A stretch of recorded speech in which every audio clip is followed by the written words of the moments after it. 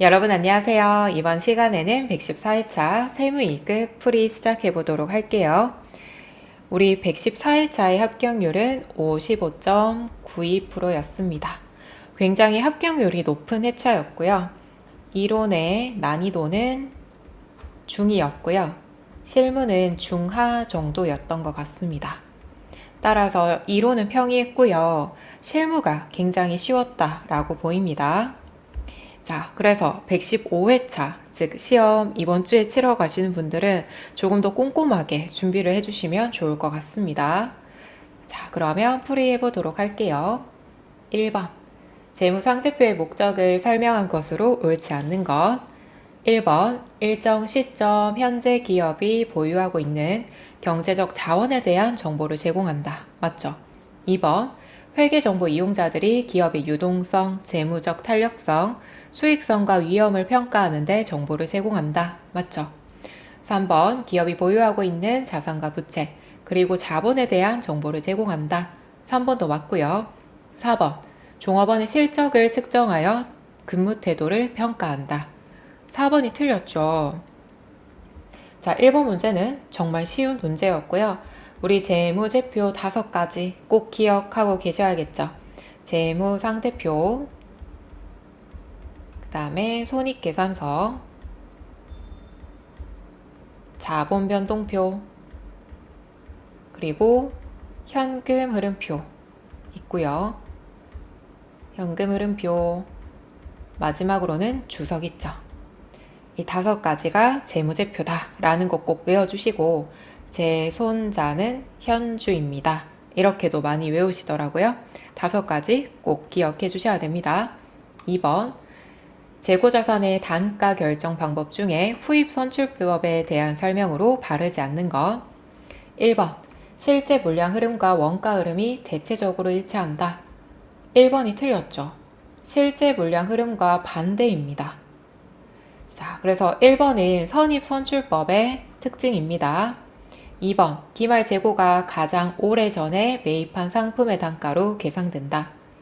3번, 물가가 상승한다는 가정에는 이익이 과소된다. 물가가 상승한다는 가정에는 기말 재고가 과소평가된다. 2번부터 4번까지는 후입선출법에 대한 특징이었고요. 만약에 특징이 좀 헷갈린다라고 하시면 간략하게 그림을 그리셔서 봐주시면 됩니다. 자, 12월 31일, 1월 1일 이렇게 있고요. 물가가 상승하고 있습니다. 자, 지금 현재는 12월 31일로 봐주시면 돼요. 자, 그러면 우리 선입선출법 같은 경우에는 먼저 들어온 게 먼저 팔리죠. 자, 판매가 되면 매출 원가라고 하죠. 매출 원가. 자, 그 다음에 나머지 200원은 기말 재고로 남아있겠죠. 그 다음 후입선출법 같은 경우에는 반대죠. 나중에 들어온 게 먼저 팔리기 때문에 매출 원가로 잡아주시고요.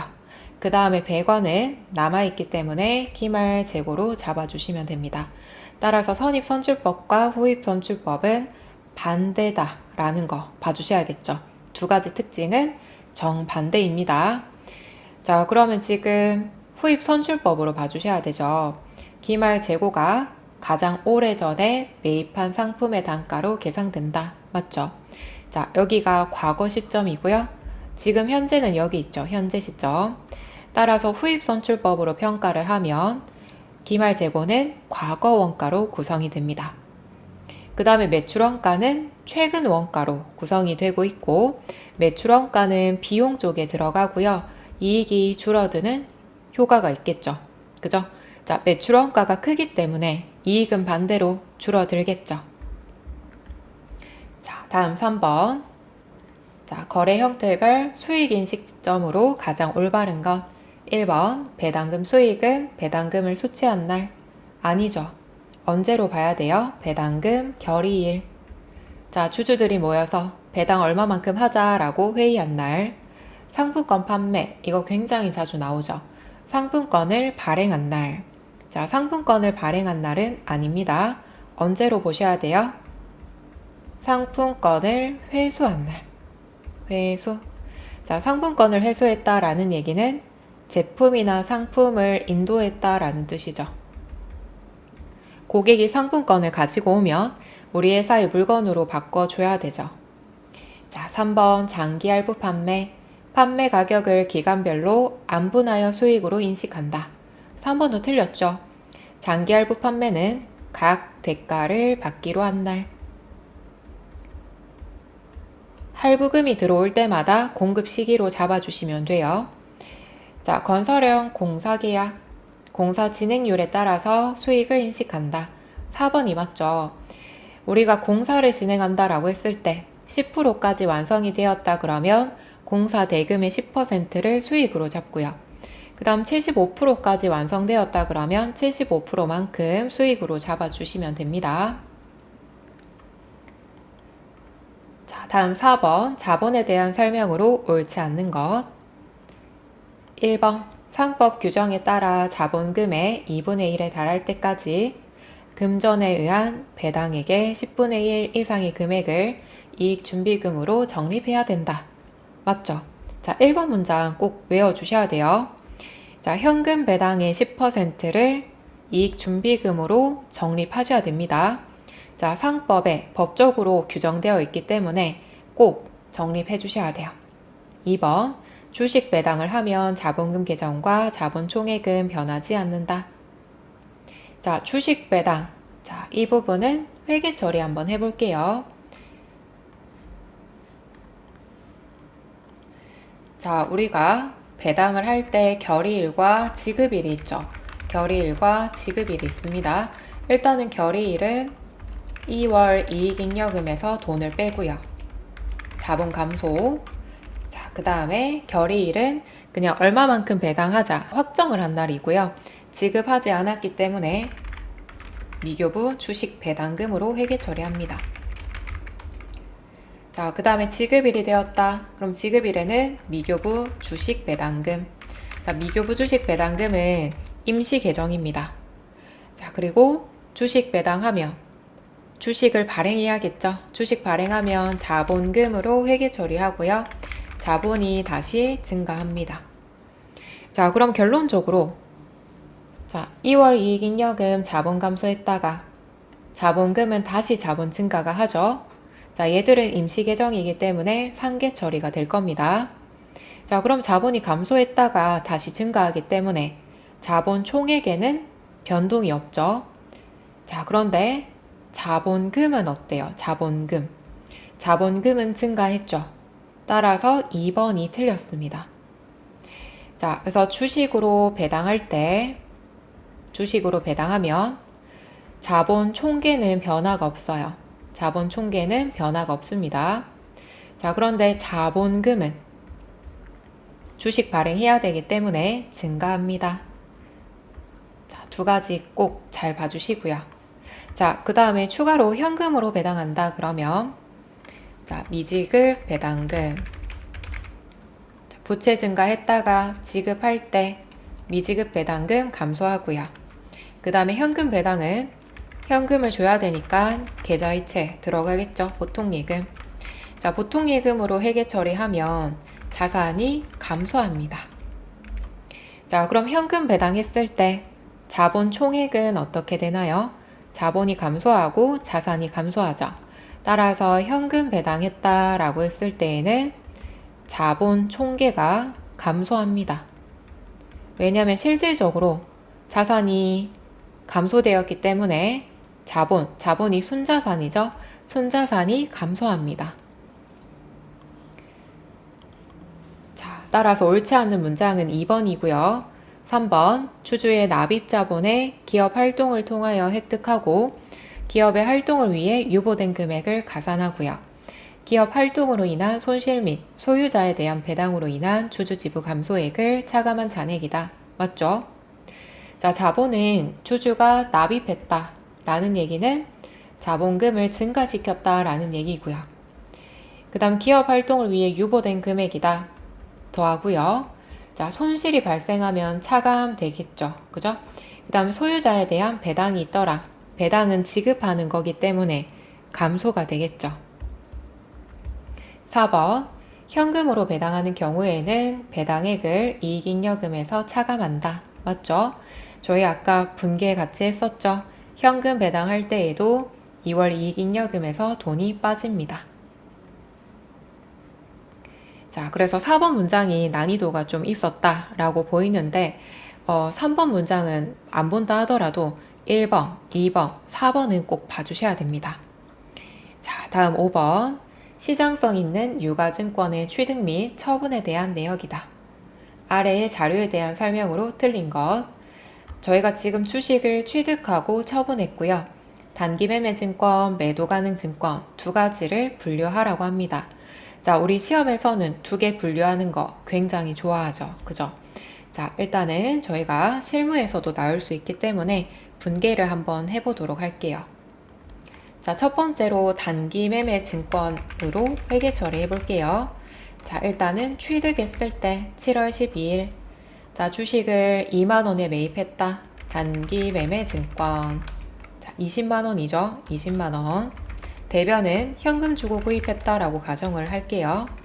자, 그 다음에 결산일이 되었습니다. 평가해야겠죠? 주당 1,000원이 감소했어요. 그럼 감소한 만큼 단기매매 증권 평가 손실. 자, 10,000원 적어주시면 되겠죠. 10,000원만큼 하락했고 하락한 만큼 단기매매 증권 감소시켜줘야 됩니다. 자, 그 다음에 처분했다. 자, 우리 처분할 때는 현금 들어와야 되고요. 주당 21,000원에 처분했죠. 그럼 주식수 곱해주시면 21만원 들어왔을 거고요. 단기매매 증권은 지금 현재 얼마인가요? 20만원 했다가 평가하면서 만원이 감소했죠. 따라서 단기매매 증권은 19만원 감소시켜 주시면 돼요. 자, 그럼 19만원짜리 단기매매 증권을 21만원 받고 처분했기 때문에 단기매매 증권 처분 이익이 나오겠죠. 자, 2만원으로 잡아주시면 됩니다. 자, 그 다음 매도 가능 증권 회계 처리해 볼게요. 매도 가능 증권. 여기도 마찬가지 취득할 때 사변에 매도 가능 증권으로 20만원. 대변에는 현금 20만원. 자, 그 다음에 결산일이 되었습니다. 결산일도 마찬가지 매도 가능 증권 평가 손실로 회계 처리하시면 되겠죠. 그죠? 매도 가능 증권 평가 손실 만원이고요. 대변에 매도 가능 증권 만원. 감소시켜주면 됩니다. 자, 그 다음에 이제 처분했다. 현금 21만원 들어오고요. 자, 대변 쪽에 매도 가능 증권은 얼마예요? 지금 현재 19만원이죠. 자, 그 다음에 여기에서 단기매매 증권 처분이익이랑 분계가 갈리죠. 자, 매도 가능 증권 처분이익으로 적는 게 아니라 매도 가능 증권 평가 손실을 어떻게 하기로 했어요? 제거하기로 했죠. 10,000원 제거하고 그러면 10,000원이 남습니다. 이 10,000원을 매도 가능 증권 처분하고 손해봤다. 처분 손실로 10,000원 잡아주시는 거예요. 여기에서 차이가 발생하죠. 그죠? 자, 우리 단기매매 증권 평가 손실은 영업의 비용 쪽으로 들어갑니다. 따라서 여기에서 끝나요. 그죠? 제거할 필요 없이 그냥 끝나고요. 매도 가능 증권 평가 손실은 자본 쪽에 있는 기타 포괄 손익 누계익 쪽으로 들어갑니다. 자, 그런데 자산, 자본, 부채 이렇게 세 가지 계정들은 계속 이월이 돼요. 따라서 처분할 때 매도 가능 증권 평가 손실도 제거를 해주셔야 됩니다. 자, 이렇게 제거하고 나면 처분 손실은 10,000원이죠. 이 10,000원은 자, 돈 주고 구입할 때 2만원에서 돈 받고 처분할 때 21,000원 두 개를 빼주시면 10,000원이 나오는 거예요. 자, 그러면 한번 볼게요. 1번 단기 매매 증권으로 분류할 경우 2023년 기말 장부가액은 20만원이다. 맞나요? 우린 틀린 거 찾아주시면 되는데 자, 결산일에 보시면은 20만원에서 만원 감소했기 때문에 20만원이 아니라 19만원으로 들어와야겠죠. 따라서 1번이 틀렸습니다. 2번 매도 가능 증권으로 분류할 경우 처분 시 매도 가능 증권 처분 이익은 이익이네요. 죄송합니다. 이익은 만원이다. 맞죠? 자, 3번 단기 매매 증권으로 분류할 경우 처분 시 단기 매매 증권 처분 이익은 2만원이다. 자, 4번 매도 가능 증권으로 분류할 경우 단기 매매 증권으로 분류했을 때보다 단기 순이익이 감소한다. 자, 한번 보셔야겠죠. 이 부분은 이익으로 바꿀게요. 대변인데 손실로 잘못 적었어요. 이익으로 바꿀게요. 자, 지금 단기 순이익이 감소한다 라고 했는데 2023년은 처분시를 보셔야겠죠. 자, 단기 매매 증권 처분이익은 영업의 수익 쪽으로 들어가고요. 매도 가능 증권 평가 손실은 자본 쪽에 들어가고요. 기타 포괄 손익 누계에 매도 가능 증권 처분이익은 영업의 수익 쪽으로 들어갑니다. 자, 그러면 매도 가능 증권으로 분류했을 때 수익이 더 적죠. 따라서 이익은 감소하겠죠. 자, 그 다음에 6번. 6번부터는 원가입니다. 기본 원가에 해당하면서 가공 원가에 해당하는 경우. 자, 우리 기본 원가에는 어떤 거 들어가요? 기본 원가. 직접 재료비, 직접 노무비. 가공 원가는 어떤 거 들어가요?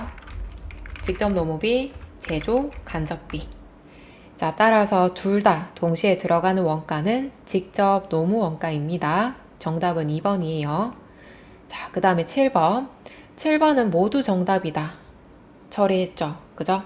자, 왜냐면 결합 원가는 세무 1급에 출제되는 내용이에요. 따라서 세무 2급 범위에 들어오면 안 되는데 출제가 되었기 때문에 모두 정답으로 인정을 했습니다. 그래서 바로 넘어가셔도 상관없고요. 그래도 나는 한번 들어보고 싶다 라고 하시는 분들은 들어주시면 됩니다. 자, 동일한 원재료를 투입하여 제품 ABC를 생산하고 있다. 세 가지 제품에 공통적으로 투입된 결합원가가 40만원일 때 손실형 가치법으로 결합원가를 배부하는 경우 제품 B의 제조원가는 얼마인가? 자, 결합원가라는 게 있고요. 예를 들어 우리가 원유라는 원재료를 가지고 ABC라는 제품을 만드는 거예요. 원유 가지고 우유 만들 수도 있고요. 치즈 만들 수도 있고 버터를 만들 수도 있겠죠. 자, 그래서 제품에 ABC가 나오기는 하는데 원재료가 동일할 때 이 원재료를 결합 원가라고 합니다. 자, 지금 현재 결합 원가가 40만원이죠.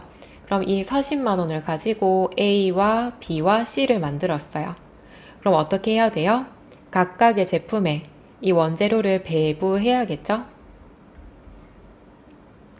자, 이때 배부하는 방법이 여러 개고요. 여기에서는 손실형 가치법으로 배부를 해라 라고 했습니다. 자, 손실형 가치법은 생산량에서 판매 가격을 곱하면 판매 금액이 나오죠. 그죠? 판매 금액에다가 그 다음 추가로 들어간 원가를 뺍니다. 추가 가공 원가를 빼고요. 그 다음에 혹시나 판관비가 들어간 게 있다 그러면 빼주시면 돼요.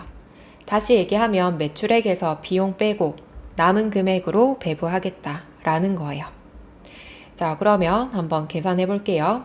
2개 곱해 주시고 추가 가공 원가가 있다면 빼주시면 됩니다. 자, 그럼 A는 60만원 나오겠네요. 60만원. 자, 그 다음에 B를 볼게요. B는 계산 한번 해볼게요. 자, 250 곱하기 2,000원. 여기에다가 12만 5천원을 빼줍니다. 그러면 37만 5천원이 나오네요. 37만 5천원. 자, 그 다음에 C도 계산해 볼게요. 500 곱하기 1200원 빼기 7만 5천원. 그러면 52만 5천원이 나옵니다. 자, 이렇게 나온 금액을 손실형 가치라고 합니다. 내가 받을 금액에서 빠지는 거 다 빼고 남은 금액을 얘기하는 거예요. 자, 그럼 이 비율에 따라 배부해야 되기 때문에 전체 금액이 필요하겠죠. 다 더해볼게요. 60만원 더하기 37만 5천원 더하기 52만 5천원. 그러면 150. 자, 전체 금액은 150입니다. 자, 저희는 B를 구해주시면 되기 때문에 결합원가가 40만원이고요. 곱하기, 자, 전체는 150이고, B의 순실현 금액은 37만 5천원이네요. 이 비율에 따라서 계산해 주시면 되는 겁니다. 자, 그러면은 계산해 보겠습니다. 40만원 곱하기 37만 5천원 나누기 150 그러면 10만 원을 배부하시면 된다라는 뜻입니다. 자, 결합원가 40 중에 B한테는 10만 원을 배부하자. 근데 제품 B의 제조 원가를 물었죠. 그럼 결합원가 배부 금액은 10만 원. 그 다음 추가 가공 원가가 있죠. 두 개를 더해 주시면 제조 원가는 22만 5천 원이 되는 거예요. 따라서 정답은 4번입니다. 자, 그런데 이 부분은 세무 2급의 범위가 아니기 때문에 지금 시험 임박했다 그러면 그냥 넘어가시고요. 나는 좀 꼼꼼하게 공부하고 싶고 나중에 세무 1급도 공부할 생각이 있다 그러면 같이 공부해 주셔도 무방하겠죠. 자, 그 다음에 8번. 제조 간접원가 배부 차이 조정에 대한 방법으로 옳지 않는 것. 자, 해당하지 않는 건 어떤 거예요? 2번이죠. 우리 단계배부법은 보조 부문 원가 쪽으로 들어가죠. 단계배부법, 그 다음에 직접배부법, 상호배부법 이렇게 세 가지가 있었고요. 자, 배부 차이 조정이다 그러면 우리가 실제로 나온 제조 간접비와 그 다음에 우리가 미리 연초에 예측했던 제조 간접비 두 개 차이를 조정하겠다. 그러니까 조정하는 방법이 매출원가 쪽으로 넣겠다. 매출원가 조정법. 비례배분법은 원재료, 그 다음에 제공품, 제품, 매출원가. 자, 얘들 금액에 비례해서 나눠주겠다. 영업의 손익법은 영업의 수익, 영업의 비용 쪽으로 배부하겠다라는 거예요. 자, 그래서 8번은 2번이 틀렸습니다. 자, 그 다음에 9번. 개별 원가의 계산 대한 설명으로 옳지 않는 것. 자, 이거는 꼭 기억해 주셔야겠죠. 그죠? 자, 제조 간접 원가는 원가 대상에 직접 추적할 수 없으므로 배부 기준을 정하여 배부율을 계산해야 된다. 맞죠? 제조 간접 원가는 여러 제품에 공통적으로 투입되는 원가이기 때문에 배부 기준 정하시고요. 배부율에 따라 배부해 주셔야 됩니다. 2번 조선업이나 건설업 등에 적합한 원가 계산이다. 맞죠? 3번 단일 종류의 제품을 연속적으로 대량 생산하는 경우에 적용한다. 3번이 틀렸죠. 자, 3번은 종합 원가 계산으로 하셔야 됩니다. 자, 우리 종합 원가 계산과 개별 원가 계산 두 가지 특징들 잘 구분해서 봐주셔야 됩니다. 자, 4번 실제 개별 원가 계산은 제조 간접 원가를 기말 전에 배부할 수 없어 제품 원가 계산이 지연된다는 단점이 있다. 맞죠? 자, 제조 간접 원가가 실제 금액이 나오기 위해서는 저희가 연말까지 기다려야 돼요. 따라서 미리 예측하고 미리 배부하겠다. 그 방법이 예정 개별 원가 계산 방법이었죠. 다음 10번 공손에 대한 설명으로 틀린 것. 자, 공손은 불량품이었죠. 불량품. 불합격품이다 라고도 합니다. 자, 1번 정상품을 생산하는 과정에서 불가피하게 발생하는 계획된 공손을 정상공손이라고 한다. 1번은 맞습니다. 자, 불가피하게 발생된다 라는 것을 정상공손이라고 했고요. 예를 들어 우리가 공장을 돌려보고 제품을 만들어 보니 공손율이 5%였다. 자, 이 공손율은 저희가 단기간에 줄일 수가 없어요. 그래서 미리 계획하고 5% 정도 되겠다라고 설정을 해둡니다. 정상 공손은 예측이 가능하며 단기적으로 통제할 수 없다. 자, 2번도 맞죠? 자, 단기적으로 통제가 불가능합니다. 왜냐하면 정상 공손은 불가피하게 발생하는 경우이기 때문에 저희가 이 공손율을 줄이려면 굉장히 많은 시간과 비용을 들여야 돼요. 3번 비정상 공손은 자, 이거는 뭐예요? 관리자 부주의였죠. 능률적인 생산 조건 하에서는 발생하지 않을 것으로 예상되며 예측할 수 없다. 자, 3번도 맞죠? 예측 불가능합니다. 왜냐하면 관리자 부주의이기 때문에 저희가 예측할 수가 없어요. 4번 비정상 공손은 통제 가능한 공손으로서 제품 원가에 가산한다. 4번이 틀렸죠. 자, 통제가 가능한가요? 관리자 부주의래요. 관리자가 실수한 경우, 그거는 회사가 통제할 수 없는 거예요. 그죠? 자, 따라서 4번이 틀렸고요. 그리고 제품 원가에 가산하지 않죠. 가산하지 않고 어떻게 해요? 영업의 비용 쪽으로 처리를 합니다. 자, 그 다음에 11번은 부가세죠. 자, 부가가치 세법의 특징에 대한 설명으로 옳지 않는 것 1번 전단계 세액공제법 1번은 맞죠. 전단계 세액공제법은 매출 세액에서 매입세액 차감하고 납부세액이 나오는 이 구조를 전단계 세액공제법이라고 합니다. 자, 주의하실 점은 만약에 전단계 거래액 공제법 이렇게 나오면 틀린 거예요. 자, 그 다음에 2번 간접세 2번 맞죠? 간접세는 신고 의무자와 그 다음에 세금을 부담하는 담세자가 일치하지 않는다. 자, 신고 납부 의무자는 사업자고요. 담세자는 최종 소비자였죠. 3번 소비 행위에 대하여 과세를 하겠다. 3번도 맞죠? 자, 우리가 뭐 재화를 소비한다든지 또는 서비스를 소비할 때 그 금액에 대해서 10% 들어가는 거죠. 자, 4번이 틀렸고요. 생산지국 과세 원칙 아닙니다. 저희는 소비하는 국가에서 세금을 매기자 소비지국 과세 원칙이에요. 3번이랑 4번이랑 좀 상충하죠. 그죠? 자, 그 다음 12번 볼게요. 자, 부가가치 세법상 공통매입세액 안분 계산을 생략하는 경우를 고르시오. 자, 가 공통매입세액이 5만원 미만인 경우. 자, 일단은 가는 맞고요. 나 총 공급가액 중 면세 공급가액이 5% 미만이면서 일단 여기까지 맞아요. 그런데 공통매입세액은 500만원 이상인 경우. 자, 우리는 안분 계산을 생략하는 경우를 골라주셔야겠죠. 500만원 미만인 경우로 바꿔주셔야 돼요. 자, 그 다음에 공통매입세액이 없는 경우 당연히 계산할 필요가 없겠죠. 자, 따라서 3번이 정답입니다. 자, 추가로 좀 말씀드리면 우리 공통매입세액이 어떤 거였어요?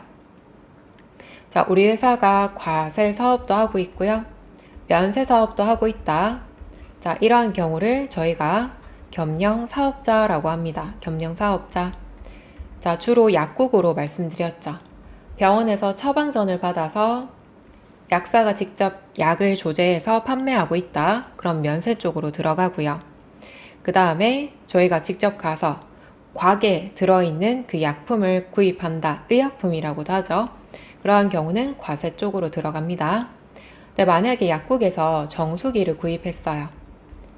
정수기를 구입했고 100만원에 부가세가 10만원이다. 그럼 이 10만원을 매입세액으로 공제를 할지 말지 잡아주셔야 되는데 만약에 과세 쪽으로 사용했더라 그러면 매입세액으로 공제를 해주고요. 면세 쪽에 사용했더라 그러면 매입세액으로 공제가 불가능하죠. 자, 그런데 저희는 공통적으로 사용하고 있기 때문에 매출액으로 안분해 주셔야 돼요. 자, 그런데 이때 면세 매출 비율이 5% 미만이다. 그럼 굉장히 비율이 적죠. 그래서 이런 경우에는 안분 계산하지 않습니다.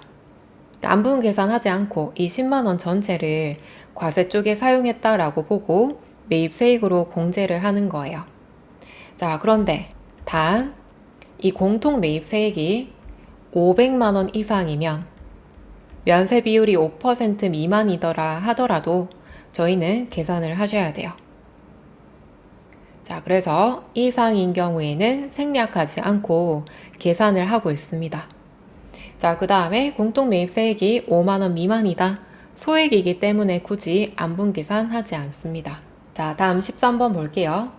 부가가치 세법상 신고와 납부에 대한 설명으로 옳은 것 1번 예정 신고를 한 사업자는 이미 신고한 가세표준과 납부한 납부세액 또는 환급받은 세액은 각 과세기간의 확정신고에 대한 과세표준과 납부세액 또는 환급세액을 신고할 때 신고하지 아니한다. 자, 1번 맞나요? 맞죠. 그죠? 자, 예정 신고할 때 들어간 과세표준이랑 납부세액 확정 신고할 때 또 신고하면 이중으로 신고가 들어가죠. 그죠? 그래서 예정 신고는 예정 신고만 하면 끝이고요. 확정 신고는 확정 신고만 하면 끝나는 거예요. 이 문장도 자주 나오기 때문에 잘 봐주시고요. 2번 모든 법인 사업자는 예정 신고 기간의 과세 표준과 납부세액을 관할 세무서장에게 신고해야 된다.